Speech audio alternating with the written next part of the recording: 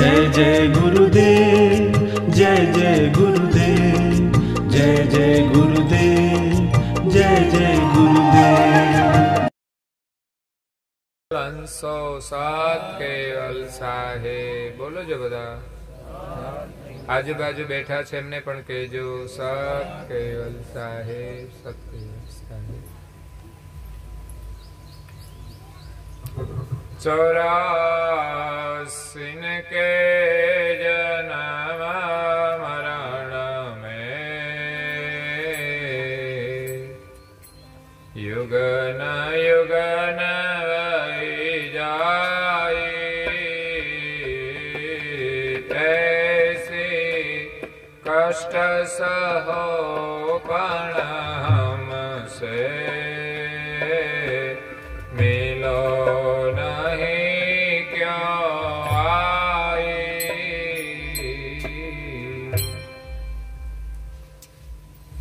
भक्तजनों, ज्ञान संप्रदायना आद्य स्थापक अनंत ब्रह्मांडाधीश विश्व नियंता सकर्ता सत कैवलना परम विशेष अंश अनंत अंशोना तारणहार परम मोक्षना दाता कैवल धर्म धुरंधर महान समर्थ परम श्रेष्ठ परम विभूतिवान परम दयाळु परम कृपा निधि सर्वज्ञ दिव्य परम गुरु श्रीमद करुणा सागर महाराज विश्व भरना मनुष्य तनुधारी चैतन अंशों ने संबोधीने यथार्थ ज्ञान नो उपदेश आपता स्वरचित सकृत चिंतामणि ग्रंथना 8मा अंगनी 45મી चौपाई ने विषय ज्ञान बोध उपदेश करता कहे छे कि 84 के जन्म मरण में युगन युगन वही जाई। आ संसारनी अंदर अनेक प्रकारना दुख छे।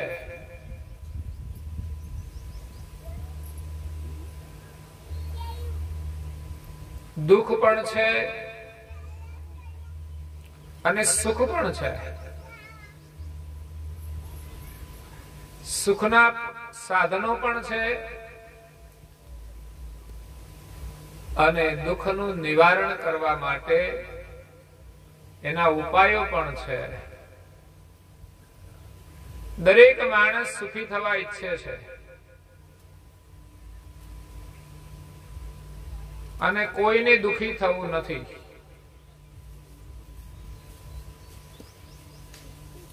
तो सुखी थवा माटे आपणे शुं करवुं जोईए? बधा एवुं माने छे के आपणे काम धंधो करीए अने पैसा आवे तो सुखी थवाय, परंतु एवं नहीं। हाँ, मेहनत करिए संपत्ति मळे तो आपणा माटे जरूरियातनी व्यवस्था उभी थाय तो आपणे तकलीफ न पड़े, परंतु पैसा मात्रथी ज आपणे सुखी थई शकता नथी। जेनी पासे पेरवा कपड़ा नथी, खावा पूरतुं अन्न नथी,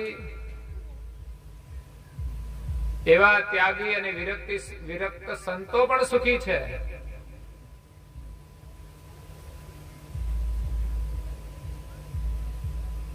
एटले संसारनी सगवडथी आपणे व्यवस्था मळशे, परंतु साचुं सुख तो प्रभुना शरणमां छे ने प्रभुना स्मरणमां छे। गुरुना शरणमां छे ने गुरुना स्मरणमां छे। संतोना सानिध्यमां छे ने सत्संगमां साचुं सुख समायेલું છે।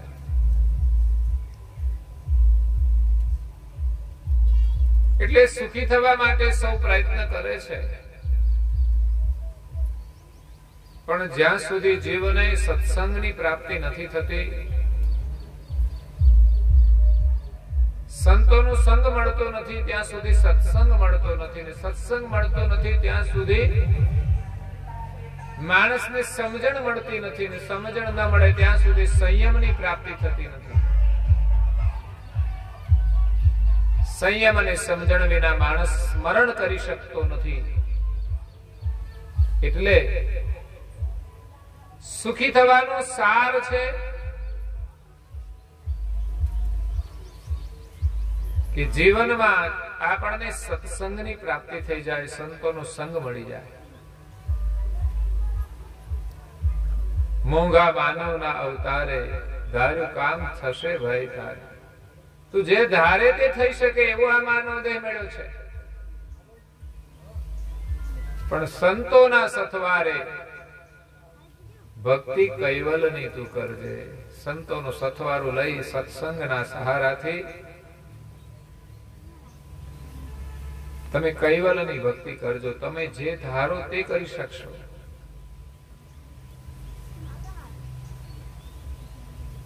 સત્સંગના સથવારે બીજું કયું? સમજણના સથવારે, સંયમના સથવારે, સ્મરણના સથવારે ભક્તિ કૈવલની તું કરજે.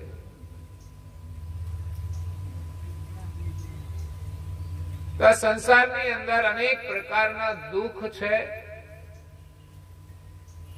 એને લઈને જ આપણે સુખનો અનુભવ કરી શકતા નથી.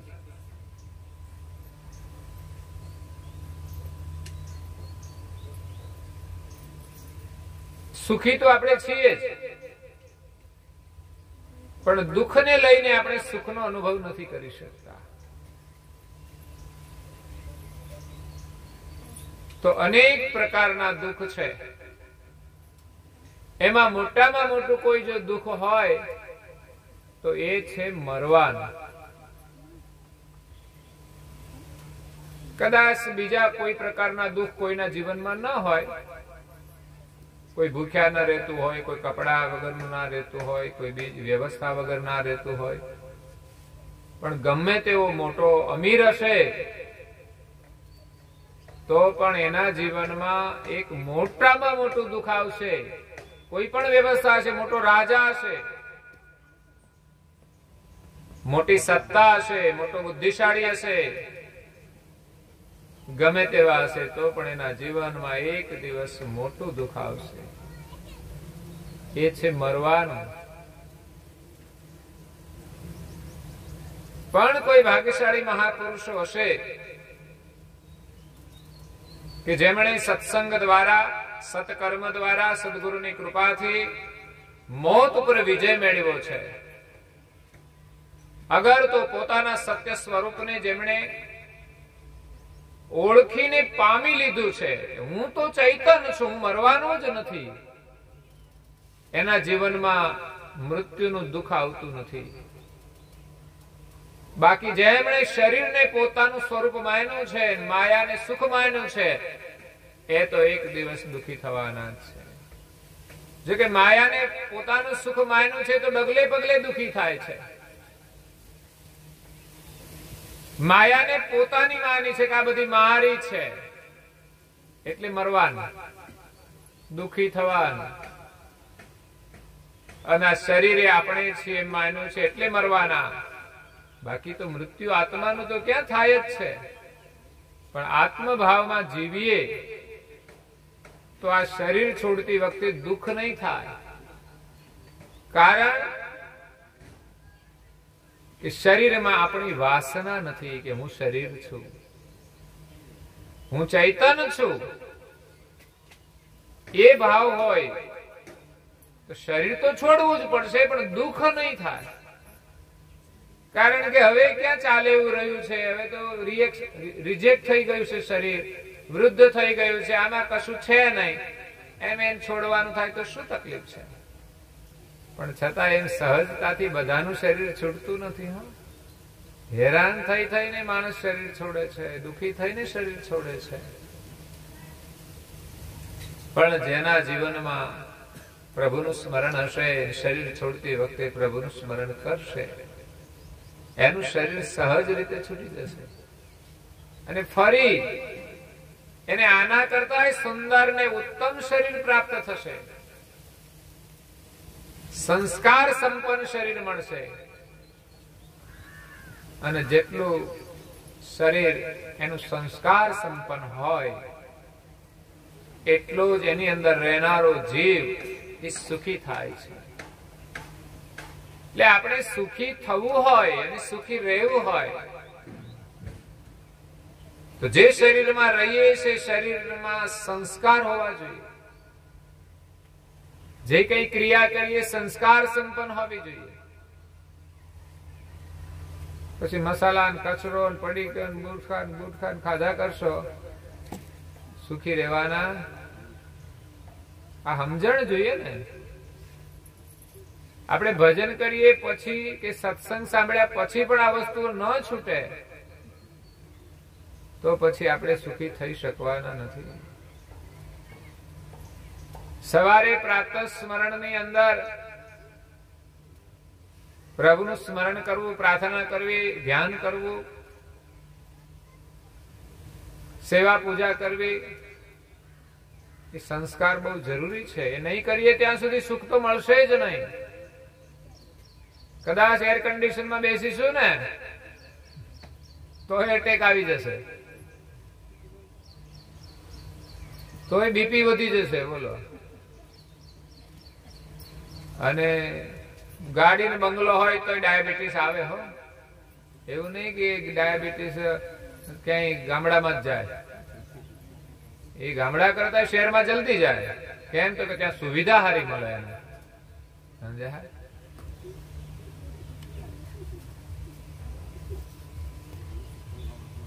બે રોગી ભાઈઓ હતા. રોગી બે રોગ હતા. રોગ મતલબ બે ભાઈઓ. માનો કે ડાયાબિટીસ હોય ને બીપી હોય. આ બે ભાઈઓ કહેવાય. તાવ. બે જણા એક દિવસ નીકળ્યા રસ્તે અને બે વિચાર કરે છે કે આજે ક્યાં જઈશું. તો એક તો કહે કે આપણે તો મારે તો શું આ ખેતરમાં એક ખેડૂત છે ને એ હળ ચલાવે છે ને એમને ત્યાં જવું છે. એટલે તાવ હતો એ ગયો ત્યાં. ખેડૂતને તાવ આવ્યો ગયો એટલે ખેતરમાં તાપની અંદર હળ ચલાવે છે. પણ એને કામ છોડ્યું નહીં કે તાવ તો આવ્યો છે પણ કામ કરી નાખ્યું. અને તાવ જેવું લાગ્યું એટલે એને પછી બપોરે ખાધું નહીં. એટલે તાવે ભૂખ્યો જ રહ્યો, એને ખાવાનું મળ્યું નહીં. મોટા ભાગે આપણે ખાઈએ ને એટલે તાવ પછી વધે થોડો, પણ આને બપોરે ખાધું નહીં અને હા સુધી હળ ચલાવ્યા જ કર્યું. તાવ થાકી ગયો હાજે કે આ તો કઈ મને બહુ મહત્વ આપતો નથી. તાવ આવે એટલે આપણે તરત જ હુઈ જઈએ, આરામ કરીએ, પણ આમણે આમાંનું કશું કર્યું જ નહીં. એટલે કે આ તો મને રેવા દેશે નહીં. હાજ પડી ને તો તાવ નીકળી જ ગયો, ચાલ્યો ગયો. એ મોટા ભાગે આ ગામડાની અંદર ઓછા આવે, આવી જાય ક્યારેક ક્યારેક, પણ આવે તો હાજે જતો રહે. કારણ કે રહેવાની કોઈ વ્યવસ્થા ના હોય, એસી ના હોય, અહીં દવાખાને જવું તો ગાડી ના હોય, એટલે પછી બહુ દિવસ ના રહે. એને ફાવે નહીં ગામડામાં. એ પેલો માણસ પાછો સવારે ખેતર જતો રહે. અને બીજો તાવ હતો ને એ ગયો શહેરમાં. કે મારે તો શહેરમાં જવું છે. એક શેઠ હતા, પોતાના બંગલામાંથી નીકળ્યા, ઉપરના માળેથી નીચે સીડી ઉતર્યા અને જેવા ગાડીમાં બેઠા, એસી કર્યું, પણ એ ગાડીમાં બેઠા ને તરત પેલો પણ બેહી ગયો તાવ. અને એની અંદર પ્રવેશ કર્યો ને શેઠને લાગ્યું તાવ આવે છે. તબિયત બરાબર લાગતી, ગાડી ચલાવી, અડધે સુધી ગયા ઓફિસે જવામાં, પણ અડધેથી એને લાગ્યું કે મજા આજે બેચેની છે, વધારે ગમતું નથી, એટલે ગાડી પાછી વાળી લીધી એક સર્કલેથી. પાછા ઘરે આવી ગયા, નાસ્તો બધું કરીને નીકળ્યા હતા, એટલે તાવ ને પણ મજા આવી ગઈ. ઘરે ગયા અને ઘરે પૂછ્યું કેમ પાછા આવ્યા, તો આજે તબિયત જરા બરાબર લાગતી નથી, એટલે જરા આરામ કરી લો, આજે કામ કરવાની મજા નહીં આવે. એટલે શેઠ ને તો તરત જ પથારી તો તૈયાર હોય, મોટા ઘરોમાં બેડ પાથરેલા જ હોય, અને એસી ચાલુ કરી દીધું, અને શેઠ તો આરામ કરે છે, અને તાવ ને મજા આવી ગઈ, એસી બેસી બધી બહુ સારી વ્યવસ્થા છે. અને શેઠ ને તો ઘડી કે પૂછે તમારે શું ખાવું છે, અને ડોક્ટરે ઘરે આવી ગયા. ડોક્ટરે ટેબ્લેટ તો આપી, પણ મજા આવી ગઈ તાવ ને, કે ખાવાનું સારું છે, બપોરે દાળ ભાત ને મજા પડી ગઈ, કે કેટલા દિવસથી ભાત દાળ ખાતા જ નતા.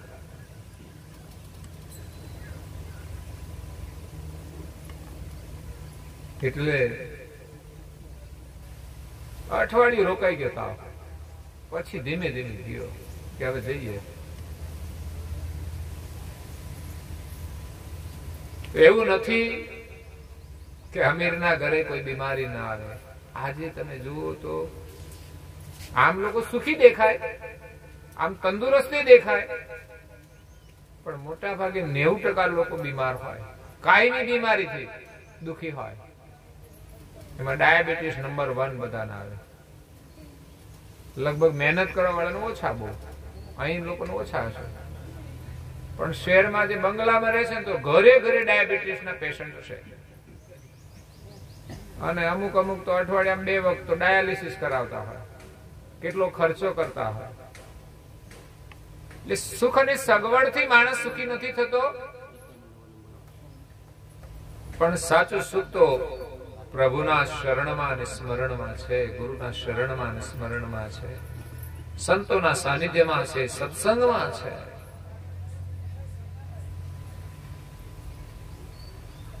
એટલે મોટામાં મોટું એક દુઃખ છે મરવાનું. એ તો અમીરોના ઘરે પણ આવે છે. એ તો જે ભાગ્યશાળી હોય, પ્રભુનું સ્મરણ કરતા હોય, તો સહજતાથી આ શરીર છોડી દે કે હવે આ જૂનું થઈ ગયું છે. મૃત્યુ સામે આવે તો પણ એને સ્વીકારી લે કે આ શરીર છોડીને આપણે હવે નવું શરીર ધારણ કરીએ, કારણ કે હવે આ શરીરથી સેવા નથી થતી, ધ્યાન નથી થતું, સ્મરણ નથી થતું. તો ભગવાન આપણને સારું શરીર આપે. અને આપણે જોઈએ છીએ કે આપણે કપડા પહેર્યા હોય ને હાજે મેલા થઈ જાય, પછી બીજા દિવસે કાઢવામાં આપણે જરાય દુઃખ નથી થતું. એમ જ મહાપુરુષો આ નશ્વર શરીરને છોડી દે છે, પણ છોડતી વખતે એને દુઃખ નથી થતું. જયારે આપણે આ શરીર છોડવાનું થાય ને જો દુઃખ થાય તો સમજવાનું કે મેલા વસ્ત્રની અંદર પણ આપણી આસક્તિ છે. હવે તેમાં સુખ મળતું નથી, છતાં પણ આ શરીર છૂટતું નથી, કારણ કે જીવનભર આ શરીરની મમતા જે લાગી છે ને, એ ઘરડું થઈ જાય ને તોય મમતા ના છૂટે, મોહ ના છૂટે. મારા છોકરા, હું જઈશ તો આનું કોણ? ઉપર વાળો બેઠો છે, બધાનું ધ્યાન રાખવા વાળો. આપણે બહુ ચિંતા નહીં કરવાની. છોકરાને પરણાવી દો અને કામ કરતો થઈ જાય ને, એટલે આપણે થોડી નિવૃત્તિ લઈને પ્રભુ સ્મરણમાં જોડવાનું, એમાં જોડાવાનું, અને ભગવાનને સોંપવાનું. ભગવાન, આ તો તમારા છીએ, છોકરો તમારો છે, મારું મારું કરીને મરવાનું અને દુઃખી થવાનું, એના કરતા જે છે બધું પ્રભુનું છે, અને એને સોંપી દઈશું ને એનું સ્મરણ કરીશું તો ચોક્કસ તમારો પરિવાર સુખી થશે. 84 के जन्म मरण में युगन युगन वही जाई, જો ભગવાનનું ભજન નહીં કરીએ તો આ શરીર છૂટ્યા પછી ક્યાં જવાનું? હે 84 માં 84 કેવી છે? જોઈ છે 84? 84 ક્યાં આવી? આ શરીર છૂટ્યા પછી આપણે કોઈ પણ પ્રકારની સુવિધા વગરના શરીરમાં પ્રવેશ કરવાનો છે. જે શરીર માત્ર દુઃખ ભોગવવા માટે જ ધારણ કરવાના છે. બાકી ક્યાંય પ્રાણી પશુ પંખીની અંદર સુખ નથી. એને ખાવાનું થોડું મળી જાય ખુશ થઈ જાય વાત અલગ છે, પણ બાકી તમે જુઓ ને તો ખીલે બાંધેલા પશુઓ રડતા હોય છે, એને પણ પૂરતું ખાવાનું મળતું નથી. અને બીજું દુઃખ છે, ખીલે બંધાયેલા છે, કંઈક જવું છે પણ જવાતું નથી. તો એને ફરવાની ના ઈચ્છા થાય, આપણને થાય ને ના થાય, એના પગ મોકળા ના થાય. એ ખીલે બાંધ્યા તો એને ઢીચણના દુખાવા નથી થતા, અને આપણે આખી દુનિયા ફરીએ છીએ તો ઢીચણ ને વાળ બધા દુખાવા શરૂ થઈ ગયા. કારણ ફરીને કર્યું શું? કામ વગરના લોકો ફરે છે ને, પછી શરીરના ઢીચણના દુખાવા થાય. કારણ કે આડોશી પાડોશી જાય, મલકની વાતો કરે, ફલાણું આમ છે ફલાણી આમ છે, અને પછી વાત થાય. અને એવા એક યુગ નહીં, 4 યુગ નહીં, યુગોના યુગ વહી જશે. 84 માં જઈશું તો આખું ચક્ર ફરતા યુગોના યુગ વહી જાય છે. ત્યાં સુધી આ જીવાત્માને દુઃખી થવું પડશે. વારંવાર જન્મવાનું, વારંવાર મરવાનું, આ બે તો નક્કી જ છે. જન્મવામાં સુખ નથી. હો, તમે જોશો તો કોઈ પણ માણસ જન્મે છે, જન્મીને કોઈ હસે છે? શું કરે છે? જન્મે ત્યારે શું થાય છે? હસે છે કે રડે છે? રડે છે. તમે બધા જ રડ્યા? ખબર નહીં, પણ જે આવે છે રડે છે. તો એ દુખી હશે તો જ રડતો હશે ને. એ માતાના ગર્ભમાં કેટલું ટેમ્પરેચર હોય, એ ની અંદર આ શરીર પરિપક્વ થાય કેટલી બધી ગરમી હોય, અને એમાંથી જયારે આ શરીરનો પ્રસવ થાય છે ત્યારે માને પણ એટલું જ દુઃખ થાય છે. અત્યંત દુઃખ હોય છે. તો સમજવાનું કે દુઃખમાંથી બાળકનો જન્મ થાય છે, જન્મતાની સાથે જ રડવાનું શરૂ કરે છે.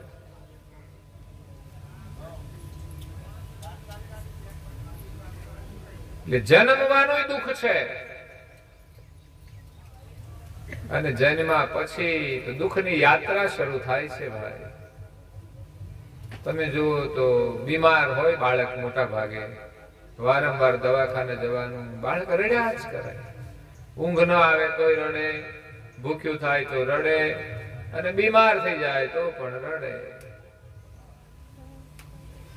માતાના સાનિધ્ય વગર પણ રડે. એટલે જીવનમાં અનેક દુઃખ આવે છે.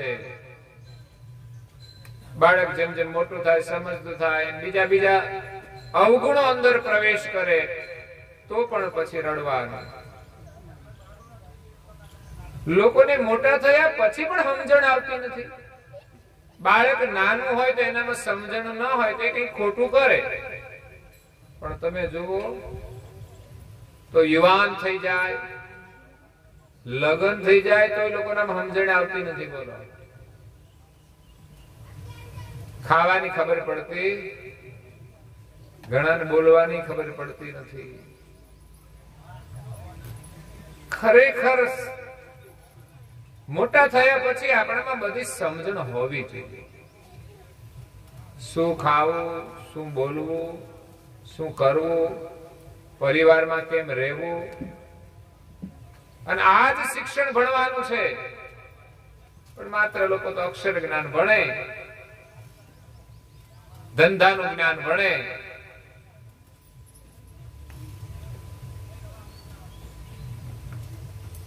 અને કાર્ય કરે છે,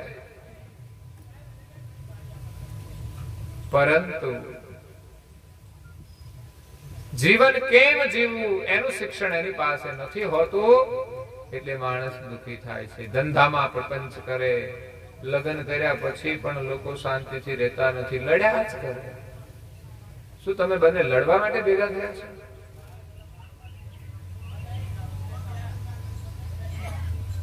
ક્યારે પતિ અને પત્નીમાં લડાઈ હોવી જ ના જોઈએ, સંઘર્ષ ના હોય. બંને એકબીજાનો સ્વીકાર કરવો જોઈએ. છે આપણે ત્યાં બધા ગામડાની અંદર, શહેરોમાં દાંપત્ય પરિવારો સારા પણ છે.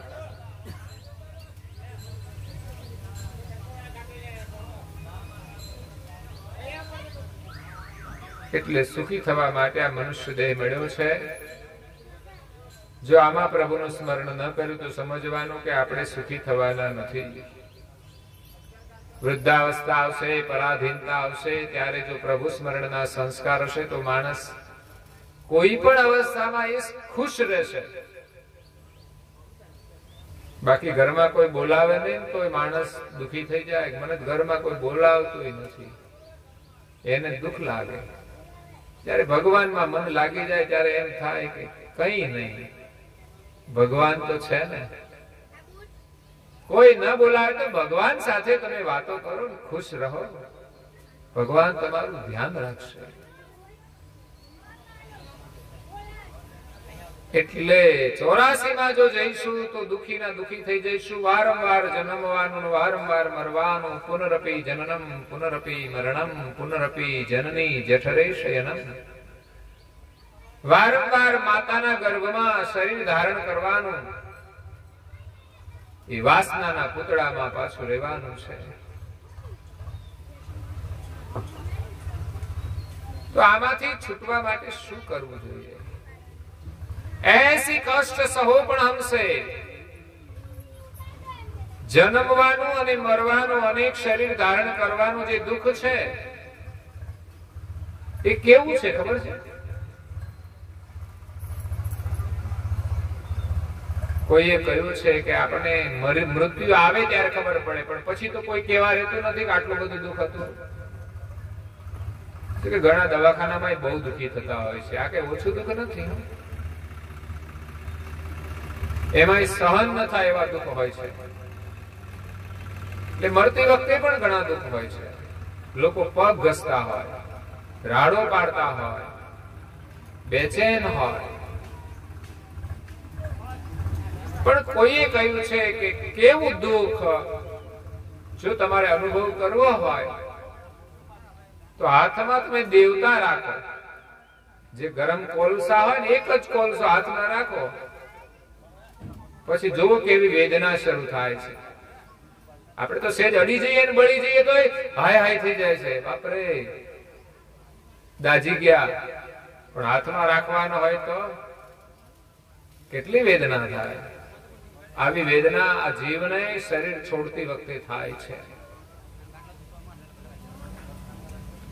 દુઃખ મોટું રે સર્વને માથે મરવું.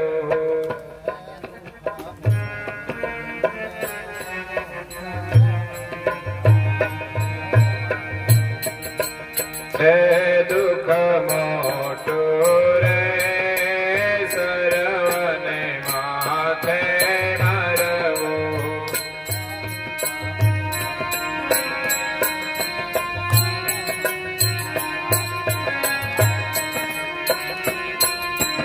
અનેક ઉપાય પ્રાણી નહીં યોગ રવું. અનેક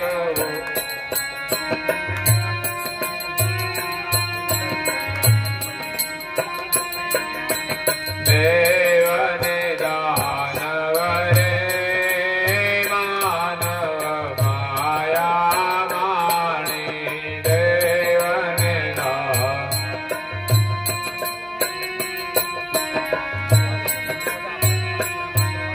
એ મરણ ન મૂકે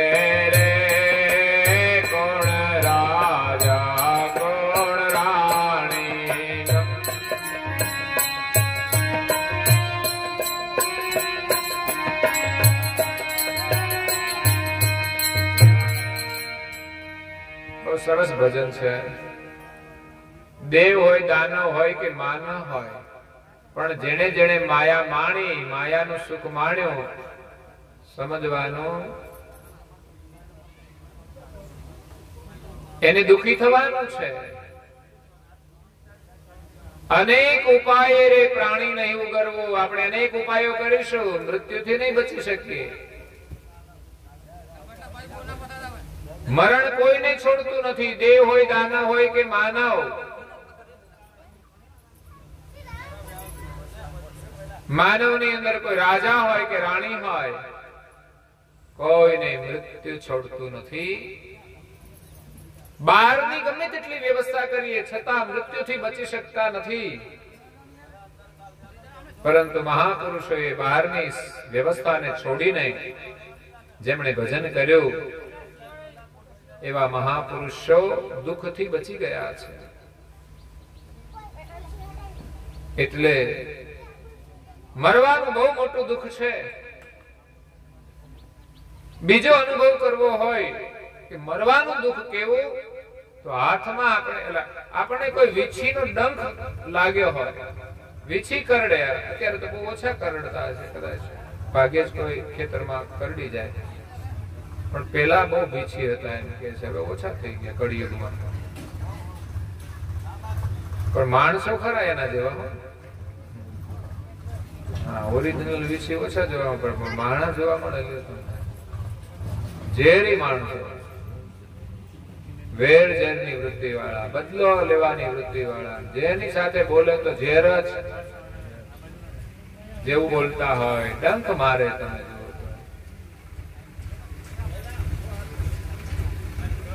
વીછી કરડે ને જે વેદના થાય ને, એમાં એક વીછીની વેદના નહીં, 1000 વીછીની વેદના મૃત્યુ વખતે થાય છે. વિચાર કરો કેટલું દુઃખ હશે.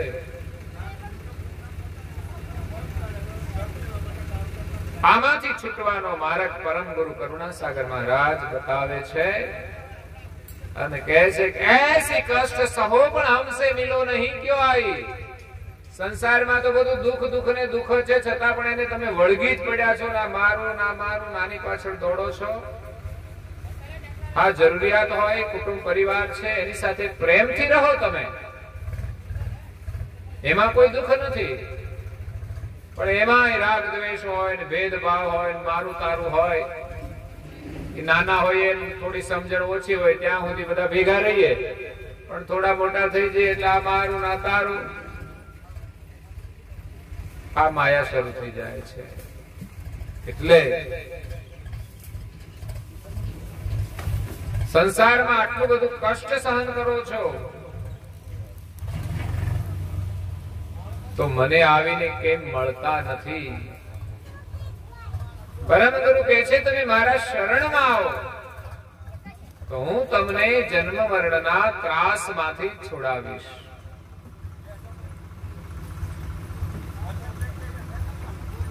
કરુણાસાગર મહારાજ પ્રગટ થયા જંબુદીપની અંદર. હેતબાઈ માતાને બાલ સ્વરૂપે મળ્યા. પણ હેતબાઈ માતાને શા માટે મળ્યા? ત્યારે પરમ ગુરુ કરુણાસાગર મહારાજ શ્રી હેતબાઈ માતાને કહ્યું કે હું તને શા માટે મળ્યો છું પુત્ર રૂપે? કે ગયા જન્મની અંદર તે બહુ તપ કર્યું હતું. બ્રાહ્મણ કુળમાં તારો જન્મ થયો હતો. તમે બંને દંપતી સંસાર સુખનો ત્યાગ કરી, ભોગ વિલાસનો ત્યાગ કરી, જંગલમાં જઈને તપ કર્યું. વિચાર કરો આ કેવી સાધના. અને આપણે ઘેરે બેઠા બેઠા પંખા નીચે નામ લઈ શકતા અને લડ્યા કરીએ છીએ. શું લડવાનું? પતિ અને પત્ની એ તો આજીવન આનંદ કરવા માટે જોડાયા છે. એમના ઘરમાં સંતાનો હોય એ પણ એક આનંદના રૂપમાં જન્મ લેતા હોય છે. કે તમે બે હોય ત્રીજું થાય એટલે વધારે આનંદ આવે. પણ આનંદ બધો થોડો ટાઈમ રહે છે. નવું નવું બાળક જન્મે ત્યારે ખુશ હોય, પણ પછી દુઃખની શરૂઆત થઈ જાય. એ ભણે નહીં તોય દુઃખ, બીમાર પડી જાય તોય દુઃખ, વળી ઠેકાણે પાછો ના પડે તોય દુઃખ, નોકરી ના મળે તોય દુઃખ, છોકરી ના મળે તોય દુઃખ. અને છોકરો આપણા કયા પ્રમાણે ન કરે તો એનાથી મોટું દુઃખ. બીજું બધું તો ઓછું, પણ જયારે છોકરો આપણી આજ્ઞા ન પાડે ત્યારે દુઃખ. અને એમાંય જો સામેથી આપણને દુઃખી કરે, અપશબ્દોનો પ્રયોગ કરીને અપમાન કરે, પૂરતું ખાવાનું ન મળે, બીમાર થઈ જાય તો સારવાર ન કરે, ત્યારે આ જીવાત્માને બહુ દુઃખ થાય છે.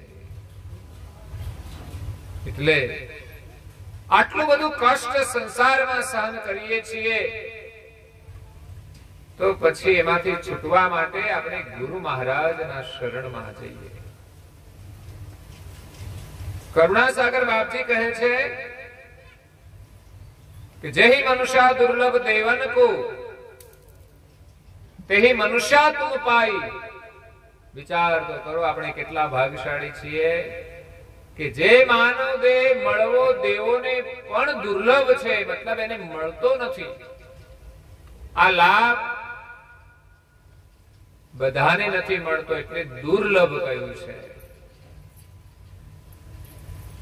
અને એવો માનવ દેહ આપણને મળ્યો છે, એનાથી મોટું ભાગ્ય આપણું શું હોઈ શકે? પણ લોકો એના મૂલ્યને સમજતા નથી. અને જેની પાસે ગાડી છે, બંગલા છે, એને ભાગશાળી માને છે. પણ ડાયાબિટીસ લઈને ફરે છે જોતા નથી. એના ઘરમાં કેટલી સમસ્યાઓ છે જોતા નથી. ગાડી ને બંગલો છે પણ છોકરાઓ કયું કરતા નથી તો એ દુખી છે. એટલે સુંદર માનવ દેહ મળ્યો છે, બસ એનું જ ગૌરવ રાખો. જે ગતિ અમીરના શરીરમાં છે એ જ ગતિ ગરીબના શરીરમાં પણ છે. પૈસા કમાવાની બુદ્ધિ ભલે એની પાસે વધારે હોય, મને લાગે બુદ્ધિ વધારે તો હું હશે એનામાં. પૈસા તો બધા કમાય છે પણ કાવા દાવા જે કરે છે ને બુદ્ધિશાળી નથી, ખૂબ બુદ્ધિ વાળા લોકો છે. બધા જ લોકો પ્રમાણિકતાથી કમાય છે એવું નહીં. 90% લોકો જે ધનવાન થયા છે ને એ પ્રપંચ કરતા હોય છે, ચોરી પણ કરતા હોય છે. એ આમ પેલા ચોરની માફક ચોરવા ના જાય, પણ લાગવક કરીને ચોરી કરે. સાહેબને પૈસા આપી દે અને પછી ચોરી કરે.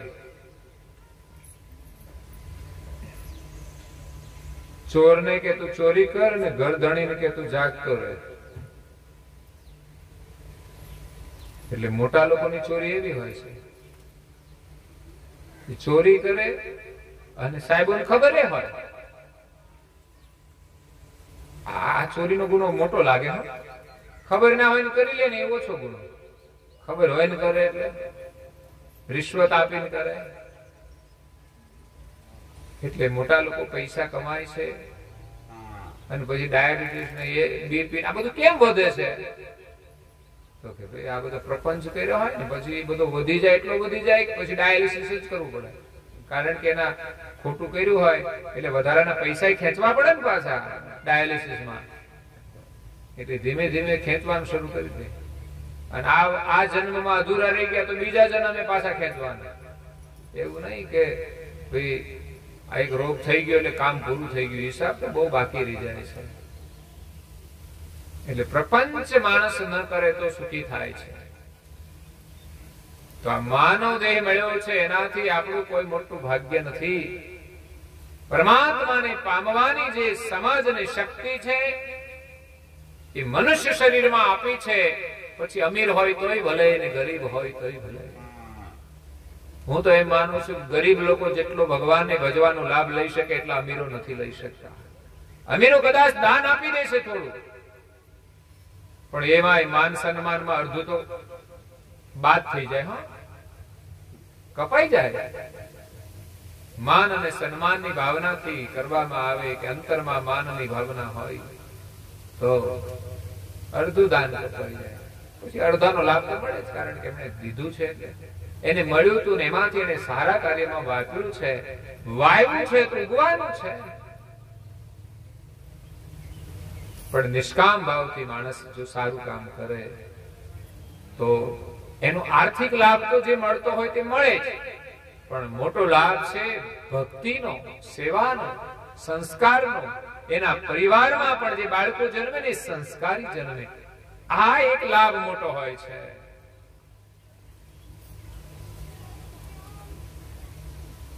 એટલે માનવ દેહ આપણને મળ્યો છે અમૂલ્ય. એનું મૂલ્ય કરજો. સવારે વહેલા ઉઠી નાઈ ધોઈ પૂજા પાઠ કરજો, પ્રાર્થના કરજો, ધ્યાન કરજો, સ્મરણ કરજો. કપાળને કોરું ન રાખતા એમાં તિલક કરી અને ભાગ્ય બનાવજો. ઘણા લોકો દુખી થાય ને કે આનું કપાળ જ ફૂટલું છે. એ માને છે લોકો કે ભાગ્ય એનું કપાળમાં છે. તો ત્યાં તમે તિલક કરો તો તમે ભાગ્યશાળી બની જાઓ છો. અને બેનો ચાંદલો કરે તો સૌભાગ્યવતી બની જાય. એ ભાગ્યવતી તો ખરી. અને સિંદૂર પૂરે છે એ પણ એક સૌભાગ્યનું પ્રતીક છે, ગૌરવનું પ્રતીક છે. તો આપણે તિલક શા માટે કરવાનો? જેમણે લગ્ન કર્યા હોય એમને સિંદૂર પૂરવાનો બહેનોએ. તો જેમણે ગુરુ કર્યા હોય એમને તિલક કરવાનું. બસ મારા માથે ગુરુ છે અને ગુરુની કૃપા છે, અને ગળામાં ગુરુ મહારાજની કંઠી છે, એની રક્ષા છે. આપણું કોઈ કશું બગાડી શકશે નહીં. આ વિશ્વાસ હોવો જોઈએ. તો એમની આજ્ઞાનું પાલન કરવાથી એમના આશીર્વાદ મળે છે. કોઈ પણ માતા પિતા હોય, એમનો દીકરો હોય કે પુત્ર વધુ, એમની આજ્ઞા પાળે તો કેટલા ખુશ થાય. ખુશ થઈને આશીર્વાદ આપી દે. જ્યાં સુધી મા બાપ ખુશ ના થાય ત્યાં સુધી આશીર્વાદ મળતા નથી. બાકી મા બાપ કે ખરા તમારું હારું થઈ જાય, પણ ખુશ થયા વિના આશીર્વાદ મળતા નથી. જે મા બાપની, ઘરમાં વડીલોની એવી સેવા કરીએ, એને સારી રીતે સાચવીએ, ખવડાવીએ, પીવડાવીએ, બોલાવીએ. એ મા બાપ જેટલા ખુશ એટલા જ તમને આશીર્વાદ મળશે. અને તમને આશીર્વાદ મળશે તો તમારા બાળકો ખુશ થશે. આશીર્વાદ સીધા બીજી પેઢીએ જતા રહે, અને બાળકો ખુશ તો તમે ખુશ. પાછા હવે રિટર્ન આશીર્વાદ. બાળકોને આશીર્વાદ મળે, આપણને પણ આશીર્વાદ મળે. એટલે માનવ દેહ મળ્યો છે. જય મનુષ્યા દુર્લભ દેવન કો તહી મનુષ્યા તુમ પાઈ. એટલે ક્યારેય પોતાને સામાન્ય ન સમજતા, પોતાને દુખી ન માનતા માનવ શરીર મળ્યું છે. તમે એવી સાધના કરો, એવું જીવન જીવો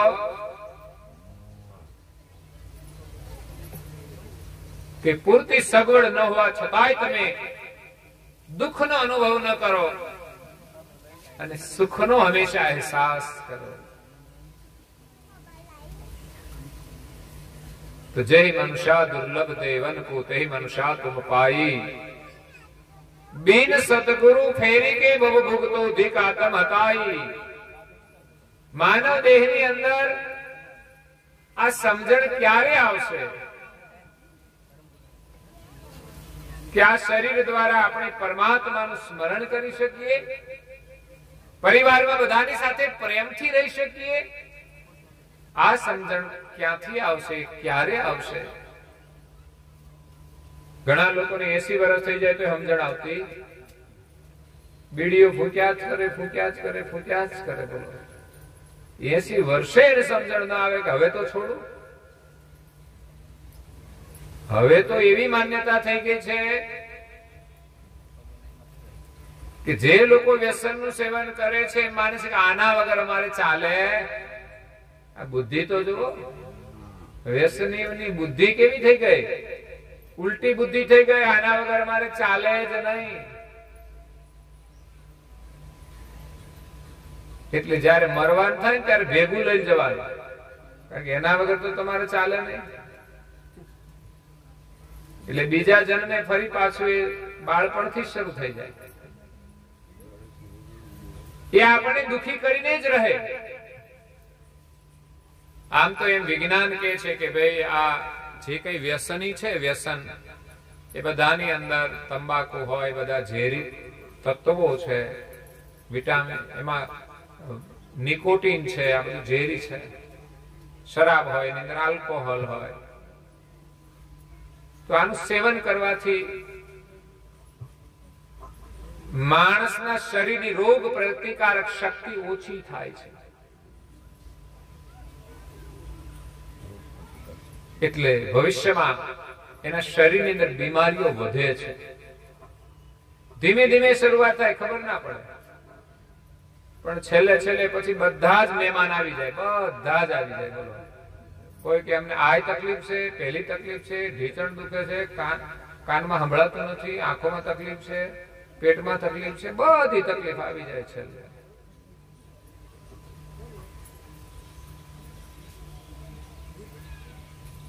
એટલે આમાંથી જો આપણે બચવું હોય તો વ્યસનોને છોડવા જોઈએ.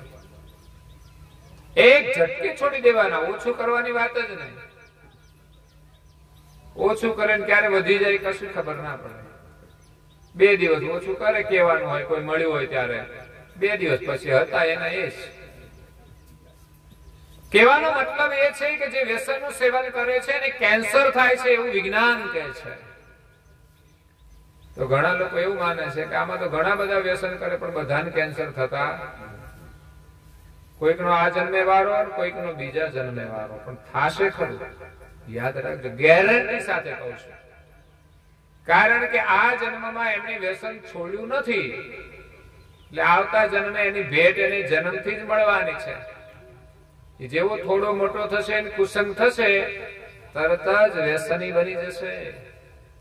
અને માણસ વ્યસનનું સેવન ધીમે ધીમે વધારતો જાય છે, અને એટલી હદે વધારી દે છે કે પછી એને કેન્સર થાય જ છે.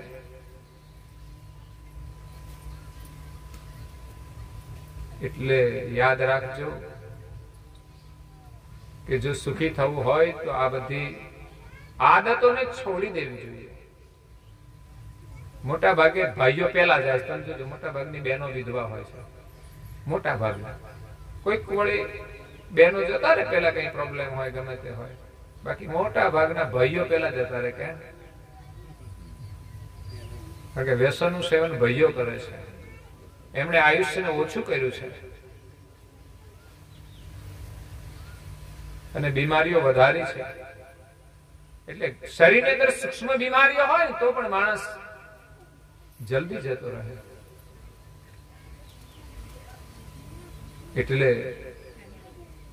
વ્યસનોને છોડો અને શરીરને સ્વસ્થ રાખો. વ્યસનોથી આપણને કોઈ શરીરને બળ મળતું નથી. માન્યતાઓ લોકો રાખે છે કે આનાથી અમને સ્ફૂર્તિ મળે છે, એનર્જી મળે છે. પણ એક દિવસ તારી એનર્જી એટલી ખલાસ થઈ જશે ને પછી તને કોઈ ખુશ નહીં રાખી શકે. ઘરવાળા, ઘરવાળી, છોકરા કોઈ ખુશ નહીં રાખી શકે. એટલે સાચી એનર્જી તો પ્રભુના સ્મરણમાંથી મળે છે. માણસને ચિંતા વગરનું સુખ, સંસારનું દરેક સુખ ચિંતા વાળું. ગાડી તો લાવ્યા પણ ચિંતા ખરી કે નહીં? પેટ્રોલના ભાવ વધે તો હવે એમાં પંચર પડી જાય ને તો હેરાન થઈએ આપણે. હવે શું કરશું? તો ગાડી આપણા ઉપર આવી જશે, ટાયર કાઢવું પડે હોય તો. ગાડી રાખીએ તો ખરા, પણ કોઈક દિવસ ગાડી આપણા ઉપર આવી જાય. ગાડી હોય પેટ્રોલ વગર ચાલે નહીં તો એ ચિંતા. એક્સિડન્ટ થાય તો ચિંતા. એટલે ગાડી છે એટલે બધું સુખ જ છે એવું નહીં. ગાડી માટે પણ લડાઈઓ થતી હોય છે. ક્યારેક ક્યારેક તો 2 જણા સામે મળે ને વાહન લઈને, એ રોડ ઉપર આવે હરખા ને બરાબર હકડાશ હોય ને પછી એક પાછી ના લે. આ વટમાં લોકો દુખી થાય. એટલે આપણે માનવ દેહ મળ્યો છે એનું ગૌરવ હોવું જોઈએ અને એવી રીતે જીવન જીવીએ, નિર્વ્યસની જીવન, ઉપાધિ રહિત જીવન જીવીએ. સંસારની જવાબદારી બહુ સહજતાથી આપણે નિભાવીએ. પણ આ બધું ક્યારે થાય કે જ્યારે મનુષ્ય જીવનની અંદર જ્યારે ગુરુ કરીએ ને અને ગુરુની કૃપા થાય, એનું જ્ઞાન મળે, પછી જ આપણા જીવનમાં સુધારો થશે, નહીં તો થશે. સત્સંગ વિના જીવ તણો નવ થાય કાંઈ સુધારો. રોજ સત્સંગની આવશ્યકતા છે. રોજ 15 મિનિટ આપણે સારા ધર્મ ગ્રંથોનું વાંચન કરી અને પવિત્ર વિચારો આપણી અંદર ભરીએ, એ સત્સંગ છે. સારા વિચારો, પવિત્ર વિચારો આપણા શરીરમાં પ્રવેશ કરશે, મસ્તિષ્કની અંદર આવશે. ધીમે ધીમે ધીમે આપણું જીવન સત્સંગમય બની જશે. ધીમે ધીમે સત્સંગના પ્રભાવથી કુસંગ છૂટી જશે. એટલે આપણા જીવનમાં રોજ સારા વિચારો પ્રવેશ કરવા જોઈએ. પણ લોકો તો સારા વિચારને બદલે હવારમાં ઉઠીને પાડોશી પાસે જતા રહે અને કચરો ભરી આવે, અને કચરા પેટી આ લઈ આવે. બોલો, વહેલો ટાઈમ ના મળે હોય તો મોડાથી તો જાય જ, નાઈ ધોઈને જાય વળી કચરો ઉપાડવા માટે. બાકી જવું જોઈએ, મંદિરોમાં જવું જોઈએ, અને ઘરમાં બેસીને તમે કોઈ સારા ગ્રંથનું વાંચન કરો 15 મિનિટ. એક જ વ્યક્તિ નહીં, હું તો કહું છું પરિવારના દરેક સભ્યોએ વાંચન કરવું જોઈએ અને પવિત્ર વિચારો લેવા જોઈએ. જો પછી તમારા ઘરની સમૃદ્ધિ, સુખ અને શાંતિ કેટલી વધે છે. કારણ કે પરિવારમાં પછી પ્રેમ જ રહેશે, બીજું કઈ નહીં રહે. અને જ્યાં પરિવારમાં પ્રેમ છે ને ત્યાં સુખ છે. બાકી વાતમાં વેમ જાય. કોઈનો ફોન આવે, કોનો ફોન હશે? કોઈ બીજા સાથે તો વાત નહીં કરતી હોય, આ ઉપાધિ થઈ જાય. વેમ છે બધાને. ભાઈ મોડા આવે તો 12 વાગ્યા સુધી ક્યાં રખડતો હશે? કોઈની જોડે તો નહીં ફરતો હોય ને. અને વાતે સાચી, સમયસર ઘરે આવવું જોઈએ, બહુ મોડા રખડવું ના જોઈએ. નહીં તો સ્વાભાવિક પત્નીને શંકા જશે અને પછી તમારું સુખ છીનવાઈ જશે. અને આમે કામ વગર બજારે કરવાનું શું? કોઈની સાથે ન ફરતા હોય તો કચરો ખાતા હોય, કઈ પીતા હોય, મિથ્યા વાતોમાં સમય બરબાદ કરતા હોય. ઘરે રહેવું જોઈએ, પરિવારને પ્રેમ આપવો જોઈએ, અને પરિવાર સાથે રહીને સારા ગ્રંથોનું વાંચન કરવું જોઈએ. પરિવારનું નિર્માણ કરવું જોઈએ. આ તો ભાઈ સાંજે આવે ને વળી પાછા ખાઈને નીકળી જાય, એમાં પરિવારનું નિર્માણ તો થતું નથી. એટલે અઠવાડિયામાં એકવાર પણ સાથે મળીને આપણે સત્સંગ કરીએ, ધર્મ ગ્રંથોનું વાંચન કરીએ. રોજ થાય તો રોજ 15 મિનિટ કરો. 15 મિનિટ તમે ઘરના સભ્યો ભેગા રહેતા હશો કે નહીં? ભેગા થતા હશો કે નહીં? કે પછી બધા ઘરમાં આવ્યા છતાંય પણ જુદા જુદા જ ફરતા હોય? ઘણા લોકો ઘરમાં આવે ખરા, પણ એક પેલી રૂમમાં હોય, એક બીજી રૂમમાં હોય, એક બજાર બહાર ઓટલે બેઠા હોય, બધા હોના મોબાઈલમાં ફરતા હોય બહારની દુનિયામાં. એટલે ઘરે હોવા છતાંય ઘરે હોતા એકબીજાનો સ્નેહ નથી મળતો. અરે મોબાઈલને એટલો પ્રેમ ન કરો. મોબાઈલમાંથી શું મળવાનું? એના કરતા તમે જે ઘરમાં હાજર છો એની સાથે સારો વાર્તાલાપ કરો, તમને આનંદ મળશે. એટલે પરિવારનું નિર્માણ કરો, સારા ગ્રંથોનું વાંચન રોજ 15 મિનિટ બધા જ સભ્યો સાથે બેસીને કરો. સમયની જે કિંમત કરતો નથી એ માણસ સુખી થઈ શકતો નથી. એ જીવનની કિંમત કરી શકતો નથી. સમયને જે બરબાદ કરે છે એ પણ જીવનમાં બરબાદ થઈ જાય છે.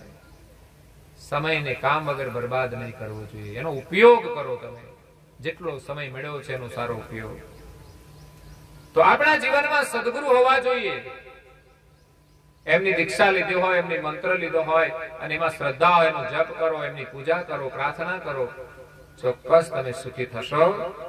અને સદગુરુના શરણમાં ગયા વિના જ જીવ 84 ની અંદર જાય છે. એને ફરી માનવનો દેહ મળતો જેના મુખમાં કૈવલ નામ નહીં એને પરમ ગુરુની રીજ નહીં જેના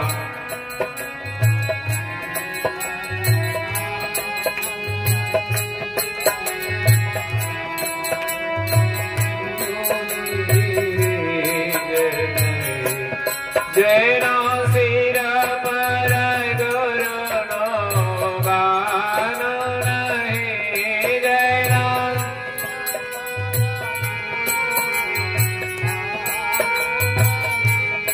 એનો મનુષ્ય તનય અવતાર નહીં એનો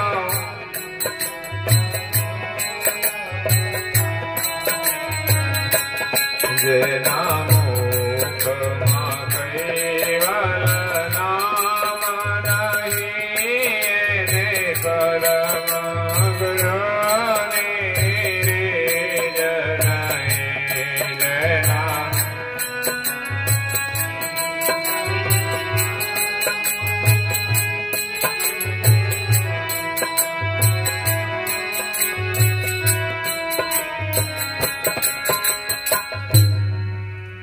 કેટલા સુંદર ભજનો બનાવ્યા છે અને અમારા ભજનીકો વારંવાર ભજન રાખીને ગાય છે, આનંદ લે છે.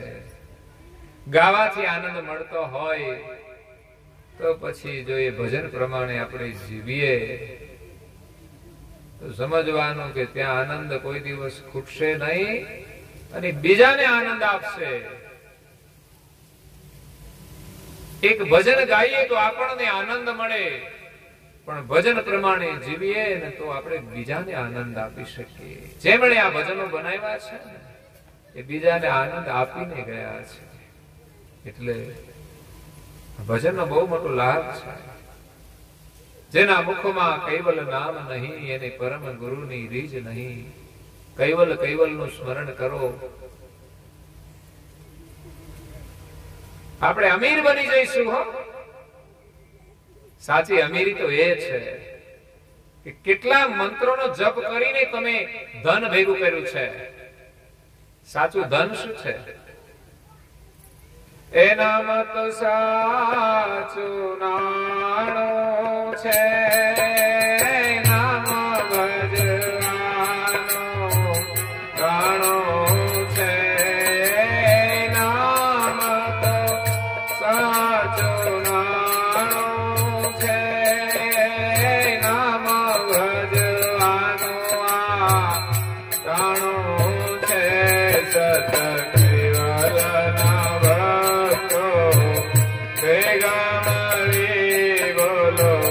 કૈવલ કૈવલ હેત કરી સત કૈવલ ના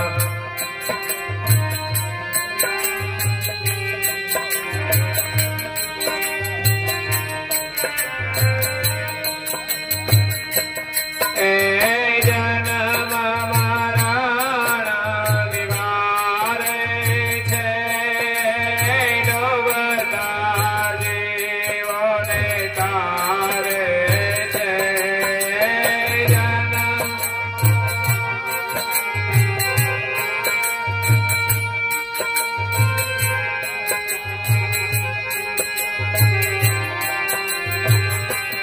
સત કૈવલ સમારો પેટ ભરી બોલો કૈવલ કૈવલ હેત કરી. સત કૈવલ સમારો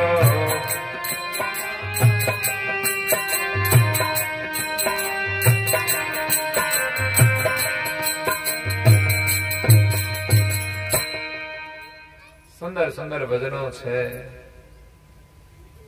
જીવનની જે સાચી મૂડી છે એ હરિનું સ્મરણ છે.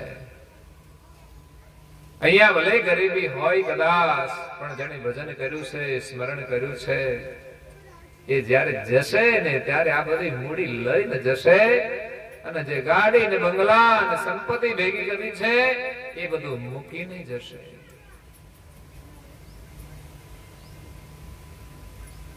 એટલે જીવનની સાચી મૂડી આ છે કૈવલ્યનું સ્મરણ, અને એ જ જન્મ મરણના દુઃખમાંથી છોડાવે છે. એટલે સત કૈવલ્ય સમરો પેટ ભરીને. આમ સ્મરણ કરતા આપણું પેટ ભરાઈ જવું જોઈએ, પછી ભૂખ ના લાગે. રહોડું તો બનાવ્યું હશે, પણ સ્મરણ કરીએ ને પછી એમ થાય કે ન ખાવાનું મળે તોય કઈ વાંધો ના આવે. રઘુરામ મહારાજ ભજન કરતા હતા, પેટ ભરીને ભજન કરતા હતા. જેને ખાવાની જરૂર નહોતી, જેને પાણીની જરૂર નહોતી, જેના માથે છાયાની જરૂર નહોતી, જેને વધારે કપડાની જરૂર નહોતી, કઈ જરૂર નહોતી. આવું ભજન છે સાહેબ. આવા સંતોના દર્શન કરીને આપણે ધન્ય બની જઈએ. નિરખતા નૈણા રખે જેને નિરખતા નૈણા રખે ને મટી જાય મંગળાની ડોર નિર્મળ મનથી નિરખીને જોયો નિર્મળ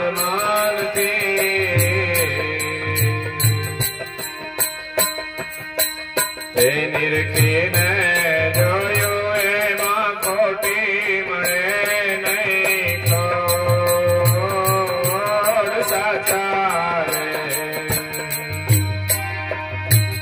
એ સંતોની માથે ભક્તિ કે રામ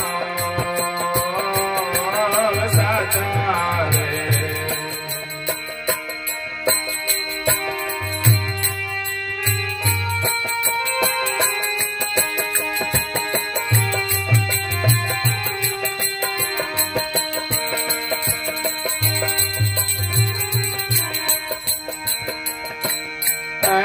નિંદા પરાઈ ઠારે લાગે જેને નિંદા પરાઈ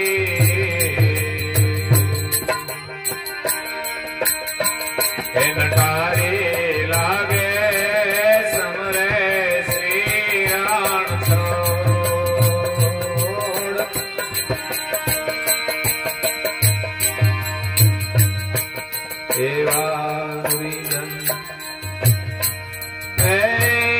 અવનીમાં ઓછા ભાઈ એવા નુરીજન.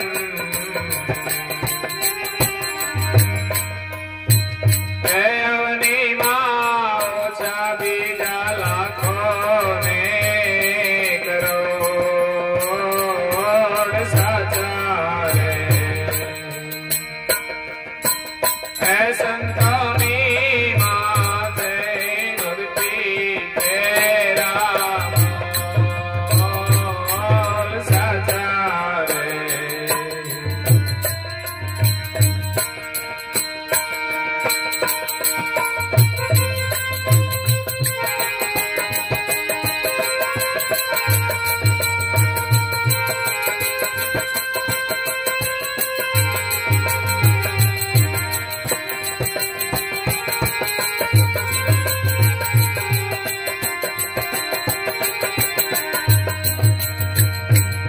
ધર્મ સારું ધર્મ હોય માથું ધર્મ સારું એ ધર્મ હોય માથું ત્યારે આવે દોડા દોડ.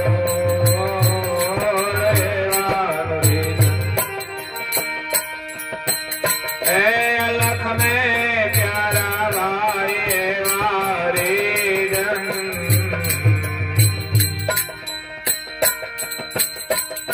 અલખ ને પ્યારા જેના માથે ભક્તિ નામ સાચા રે. સંતોની માથે ભક્તિ કે રામ સાચા રે.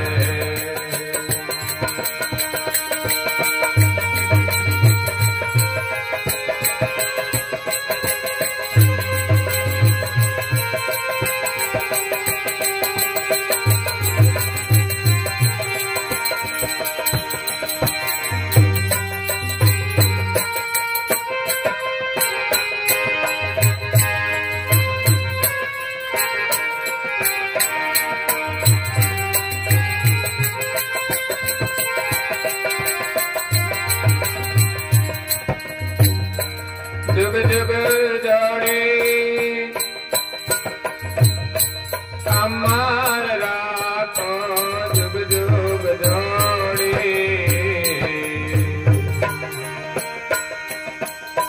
हे अमर राखो साहेब कांडो नाव छो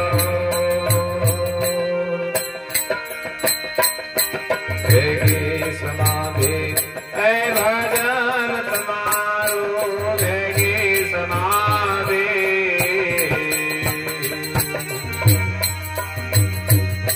भजन तुम्हारो कीर्तार पुरुष को साचारे संतोनी माते भक्ति के राय मोर साचारे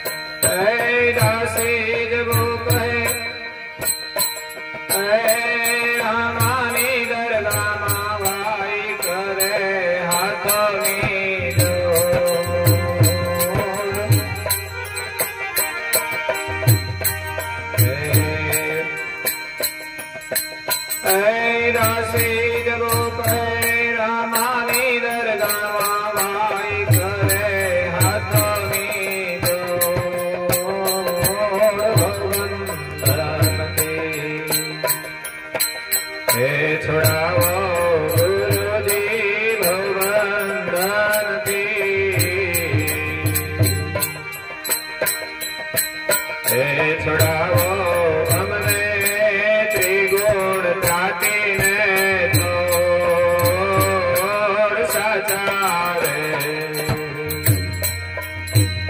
એ સંતોની માથે ભક્તિ કે રામોલ સાચારે સંતોની કે રામોલ સાચારે એવા સાચારે એવા સાચારે.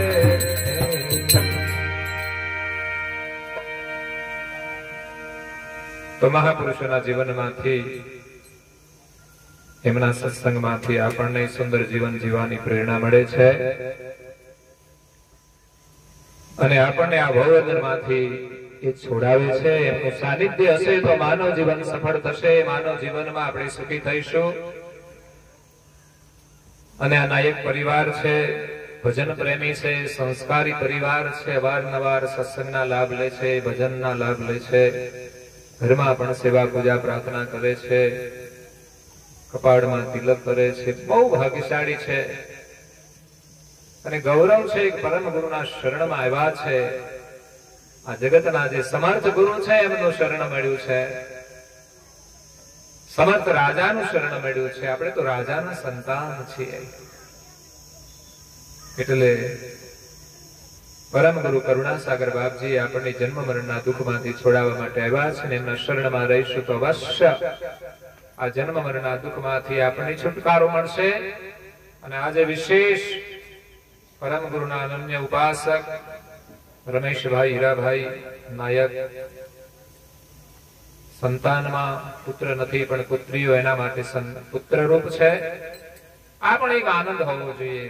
પ્રભુની કૃપાથી જે પરિવાર મળે એમાં આપણે આનંદ, નહીં તો એમાંય દુઃખ થતું હોય છે. પણ દીકરી એ પણ આપણા માટે દીકરા સમાન છે, એ પણ આપણે વારસ છે. તો અહીંયા એમની બે દીકરીઓ છે, પણ એક તો કૈવલધામવાસી થયેલા છે અને બીજા દીકરી ગીતાબેન કનુભાઈ એમની દીકરી સેજલ અને એના વિમલની સાથે આજે ફુલહાર વિધિ છે. તો પરમ ગુરુના શરણમાં પ્રાર્થના છે કે આજે એમના આશીર્વાદથી સત્સંગ દ્વારા એ ફુલહાર વિધિમાં જોડાય છે અને પરમ ગુરુના આશીર્વાદથી એનું દાંપત્ય જીવન સુખી રહે. અને આવી વિધિઓ થાય એ પણ બહુ એક સારી વસ્તુ છે કે લગ્ન પ્રસંગો ઓછા ખર્ચાળ બને તો એના જીવનમાં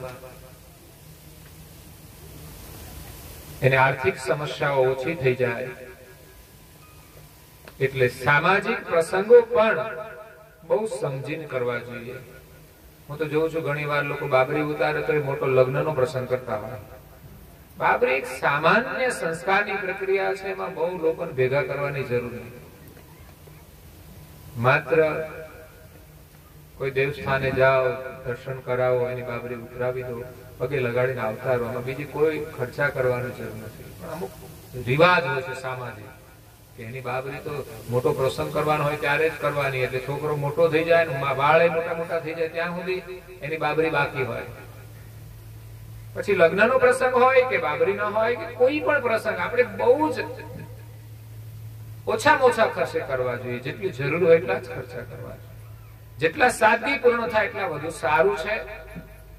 અને જેટલું તમે પૈસો બચાવશો તો તમારા જીવનમાં ઉપયોગી થશે.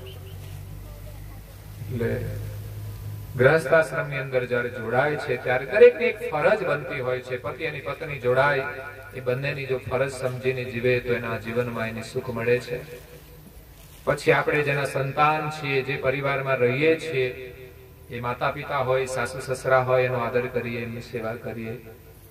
ભાઈ હોય તો ભાઈ સાથે ભાઈનો નાતો રાખીએ. જીવનમાં કોઈક દિવસ આપણે મદદરૂપ થશે.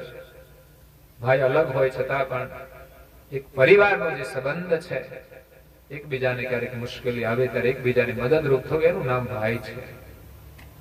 એવા સંસ્કાર સાથે આપણે જીવીએ તો આપણી ભાવિ પેઢી પણ સંસ્કાર સંપન્ન બને.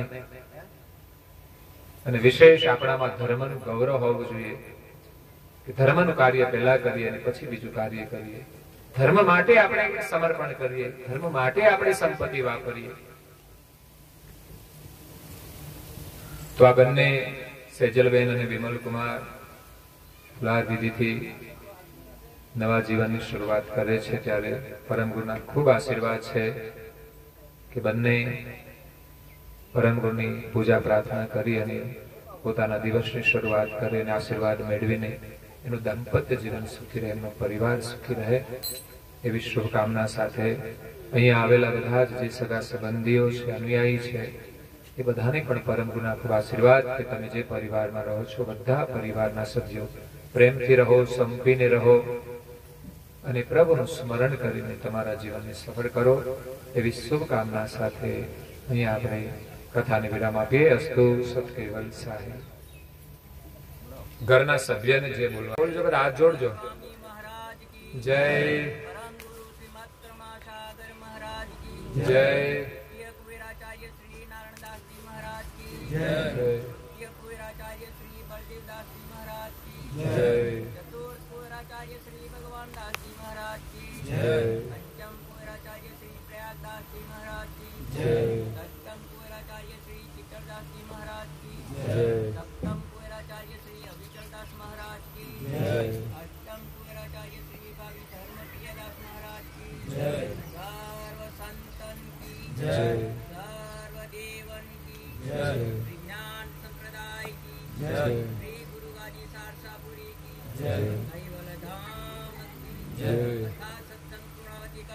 સત્કેવલ સાહેબ, સત્કેવલ સાહેબ. 3 વાર પગે લાગવાનું છે, ખોડામાં ખુલ્લા હાથ રાખીને આ રીતે.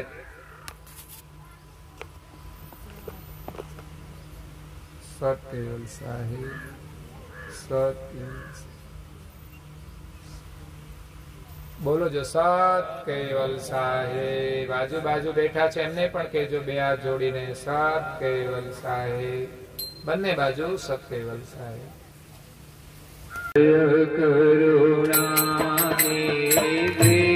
પ્રભુ, જય કરુણા.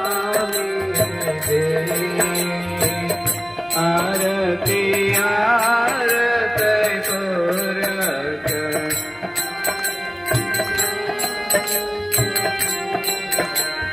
सुरता कर ले प्रभु जय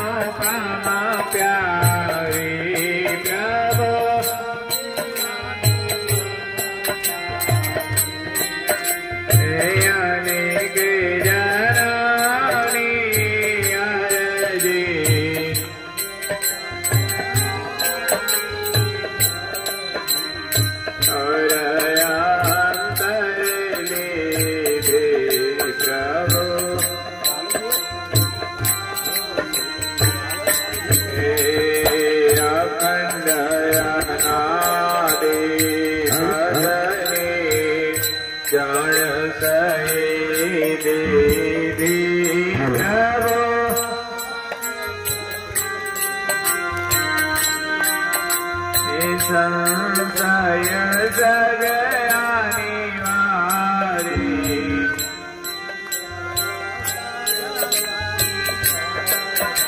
निरोते सज के दिली प्रभु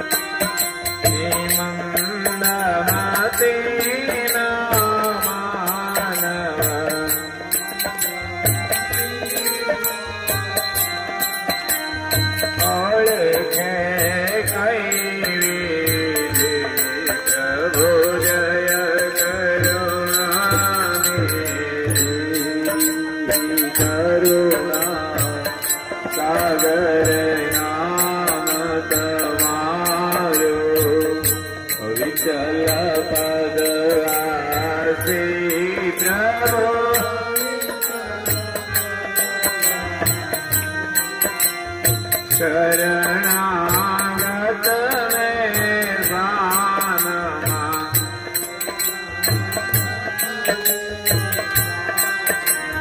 श्री रतविति हो जय करुणानिधि जय करुणानिधि प्रभु जय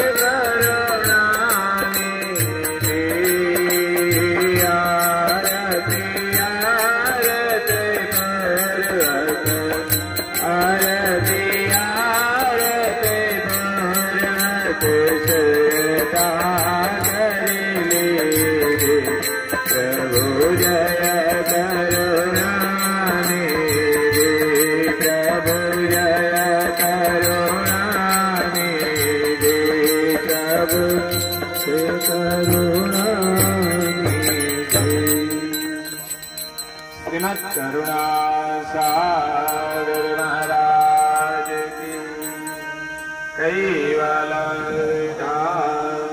की श्री अविचलदास जी महाराज की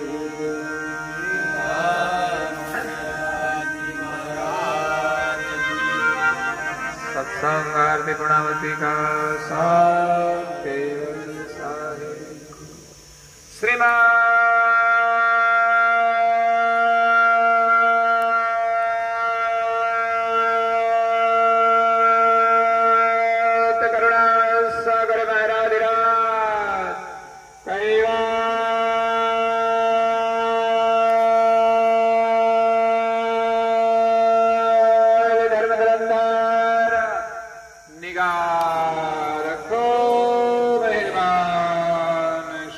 करुणा